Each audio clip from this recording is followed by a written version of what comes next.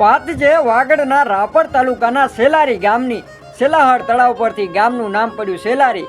સેલારી ગામે 250 થી 300 વર્ષ જૂનું હોઈ શકે એવું ગામ લોકો દ્વારા જણાવવામાં આવે છે।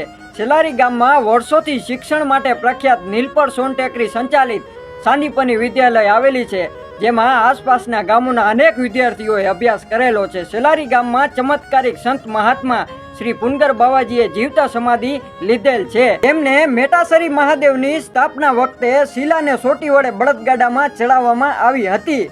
સેલારીમાં ખ્યાતનામ અમરધામ આશ્રમ આવેલો છે, જેની સ્થાપના વિઠ્ઠલદાસ ગોમતીદાસ સાધુએ કરી હતી અને અક્ષરમુનિ સ્વામી, પૂર્વ કારોબારી ચેરમેન દિનેશભાઈ પટેલ અને હમણાં જેમનું આર્ટિકલ મહાદેવભાઈ બારડ દ્વારા લખવામાં આવ્યું એવા મંજીભાઈ ભગત અને વાગડના પ્રખ્યાત કલાકાર અને સમગ્ર પટેલ સમાજનું ગૌરવ અને પટેલ સમાજનું જેને ઘરેણું કહી શકાય એવા રવિનાબેન ચૌધરી એ પણ સેલારી ગામના છે।